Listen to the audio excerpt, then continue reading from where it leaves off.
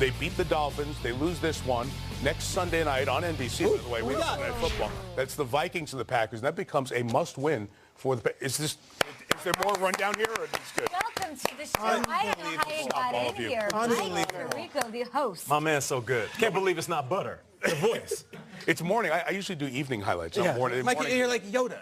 Take me the ways of the Force. I want to become a Jedi like my father before me. I don't have all that information like Nate. I can't hang with you guys. Next-gen stats. That's great. Next-gen Nate. I loved it. Good morning, gang. Good to be with everybody. How you doing? So fun. Host of Football Night in America. Thank you for joining us. I don't know how you snuck in the studio. We are happy to have you here. And brilliant highlight read by the entire... I just brought the highlight sheet with me, too. The entire table. Let's talk about this. You're talking Packers here. They're 0-5 now on the road. What is your big takeaway from last night's game? This was one of those, either team that won was going to really be in that wild card mix, because this is one of those head-to-head conference record games that impacts you as you go through. It's going to be tough for Green Bay now. I know the road schedule was brutal, like I started to say. 4 or 5, not just on the road, but against like Class A teams, the really good teams here. And Seattle was the one you try to sneak away. It's a Thursday night game, short week, going out to the site of the Fail Mary, all that good stuff. And that's a tough one for them to swallow. It's going to be a long road to get back, not just in their division, because right now you got 2 good teams ahead of them, but now you throw a Seattle with a head-to-head in there, and the record's going to be a problem. The matchup we're talking about at the table a lot this week is the Monday night one, a premier showcase on Monday Night Football, a broadcast you used to be the anchor of, and the lead guy, the play-by-play guy, but Rams versus Chiefs, Mahomes versus Goff. When you take the quarterbacks alone, you've seen all the quarterbacks in the league. Are these the future faces, these 2 names? In many ways, they are. Doesn't it feel that way? Because we have my pal Scott Van Pelt, who I worked with at ESPN, a great line. I always talk about microwave society. You know, we want to just throw it in the microwave and say, let's send him to Canton. Let's put him in a gold jacket, right? You want to pump the brakes with Mahomes, but then every time you see him, you're like, wow, this is really good. This is getting better. And I want to talk about Andy Reid for a second. I think it's fascinating because the West Coast offense was the foundation for so much ball here for 25, 30 years, right? Take the spread stuff that's going on in college ball and put it on top of the West Coast offense. And that's what we have here. And I'm going to throw out a name that maybe doesn't get talked about much. Brad Childress. Oh, great. Tell him about what Brad did last year. A few years ago, when Brad Childress is out and Andy Reid brings him in, he's the director of special projects. What's it mean? We're going to Kansas City. I'm like, what's Chili doing? Is he just, is he like setting up buffet lines? What's he doing? He's director of special projects. He was researching all of this spread stuff and how that conceptually interlays with the foundations of the West Coast offense. And on Sirius NFL radio, I heard Brett Favre talking to Andy Reid, and he said all these plays, and Andy said, look, the base is the West Coast. It's all this new stuff on top of it. Now, the key was find the guy who could pull it off. And Mahomes is the guy. I think he's the real deal. It'll be a great matchup. I'm excited for my old pals at Monday Night Football. They'll have a big-time game, and now obviously in L.A., but that'll be a great game on Monday. Now, you mentioned we live in a microwave society. Next Thursday, you'll be calling the game with 2 teams that can heat up faster than minute rice. That's the Falcons and the Saints. And we're looking at this Saints offense, and it seems like week after week they just wow us. Where does this Saints offense stack up? You know, up against the teams that are playing right now, but possibly some of the teams in history? Let's see how they go the rest of the year to take the historical comparison on it, right? Yeah. Because we are through 9. But what I like is Sean Payton wasn't satisfied. He knew what he was doing with Drew Brees. They knew they had some magic there. But now adding the duo of running backs. What Taysom Hill does, who knows what he's going to be every 5 minutes. But it's almost like they find beyond creative ways. Swiss Army knife almost sounds like it's degrading his abilities. It's almost too prude a comment. Like it's even better. Exactly. And Breeze has bought into the whole concept too because they love it. It's almost like beautiful mind kind of thing going on.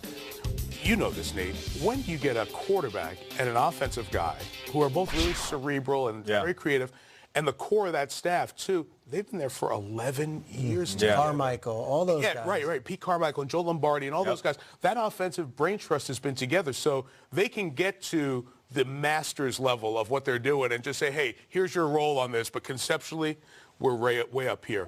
I love what they're doing. I'm excited to get to do the game with my studio pals, Tony Dungy and Rodney Harrison. Fun. Thanksgiving, no less. I mean, that's a huge audience. That'd be great. You got to take your crew to London. I get to take my crew to New Orleans for Thanksgiving. There you go. Not bad. It's all good. Right? And meanwhile, you have an awesome Sunday nighter on NBC. I mean, Bears, Vikings, great games. Trubisky in a big game. Cousins, can he win a big game? What gets you excited about this one, Mike? Do you believe in the Bears? Yeah. You know, because now okay, here they are on the big stage. There are 2 games this year that kind of stick with me for the Bears. It was the Rodgers opening night, right? And Sunday night, and Aaron gets hurt. You think he's out for the year. He comes back, and he wins the game. And then the Dolphins game that they lost during the year. Those were 2 games that slipped away from them, that we could be looking at this Bears team very differently. Right. I think they're good, not just Khalil Mack. Prince Amukamara was part of 3 turnovers last week. I'm into Trubisky and what they're doing offensively as well. And again, we talked about Kansas City. Yeah. Matt Nagy. Yeah. It's that system, it's that feel, it's that aggressiveness of play calling. So that's going to be a really good one. And the Vikings come off the 10-sack game and a bye. So let's see if they are. Look, it's their defense is back. And a better offensive line than the Lions. Last week. So let's see what happens there. We'll see about that. Let's talk Raiders here. You and John Gruden know each other very well, working together very closely for 7 years. Raider fans out there want to hear from you, Mike Tirico, to sort of reassure them that this whole one-win situation will be going away sometime soon. I'll be candid. It's a bummer. We park our objectivity when it's friends at times because you're not on the air talking about it. But I still want to see John do well out there, and I think he will. It's been a tough road, no doubt about it. But I think when he got in there, he realized that was not a team that was as close to winning as maybe everyone thought it was on the outside. So they've gone down this route. They have 5 first-round picks they're sitting on here for the next couple of years. The move to Vegas will be a chance to kind of re-energize this thing. I remember the Seahawks a couple of years ago, now it's 10 years ago, when everybody came in, John Schneider and Pete Carroll. They brought in everybody. Shook up everything. I mean, they 200 transactions before the August. Exactly. I mean, SeaTac led the world. Hey, you look like an NFL player. Come in. Right. Come on in. Revolving door. And that's where until it worked. That's where they found the core. Yeah. Exactly. And now I think they're going to try to do that here with the Raiders. It's tough to see a friend who's been dying to get back into football go through this stretch, but criticism warranted. I mean, he got paid a ton of money. You know, you got to be open for it. He did it for so long. Look, any of us who do anything in the public eye know that we're one Traeger tweet away from being criticized. Right? Oh my gosh, my nightmare. And then when Traeger does it, that's next level. Carries, carries a lot of weight. Right? It's the reality of all, and I think everybody understands that. John's a big boy. He knows what the game's all about. No doubt. You're the play-by-play voice for this weekend's Notre Dame game. They're playing Syracuse. This one has obviously special meaning for you as Syracuse alum, but also do the Notre Dame games for NBC. It's being played in Yankee Stadium. Give us a little preview of this and where you stand as the play-by-play caller, having all these obligations and these responsibilities, but also this loyalty in your heart. Yeah, I'll make everybody mad, so that's fine. You know, no matter what I say, somebody will be like, you're going against us. Yes. It's all good. Perfect. That's fine. Right? Well, it's Traeger tweeting. This is great for me. I grew up in New York. I grew up here. Yeah. So to call a football game at Yankee Stadium, they're so rare, and you never think you're going to get a chance to do it. And then it's Notre Dame, a team that we have on NBC all the time, and they're 10-0 and having a great season. It's so much in Notre Dame's football history, like the win one for the Gipper speech, or the Four Horsemen, Notre Dame games at Yankee Stadium back in the day. Wow. When they played Army, so much of Notre Dame's football history is encapsulated in the old Army Notre Dame series at the stadium. So you get that, and then like you said, not only is it the school that I grew up at and love dearly, but they are also having their best football season in 20 years. They haven't been ranked this high in 20 years. And there are, thanks to the SEC, by the way, there are no other good games in college football. This is Saturday afternoon. So we've got by far the best game and a terrific set. Alabama's playing Tallahassee Tech this weekend, so you're good. It's incredible. I like him in that game. It'll be a blast in a great way. You know, the Thursday night game was good. A bunch of, hey, good luck to all the kids out there playing high school state playoff games tonight. Right? Like Friday night's a big high school playoff night. And then great game Saturday, and we'll see you for Sunday Night Football, and then wrap it up with the Chiefs and the Rams. A good week this week. Got me fired up, Mike. You're the man. Where do you guys move to next week? You guys are... We're going down to Jersey or Queens. I don't remember which one it is. Machu Picchu, have you heard of That's it? what it is, yeah. Is that what the next road show is? Right. Sign me up. I'll come read a highlight for you. Thank you, Mike man. Tirico, thanks for stopping by. Awesome. Great being with you guys. Hey, you know, I get to be with him.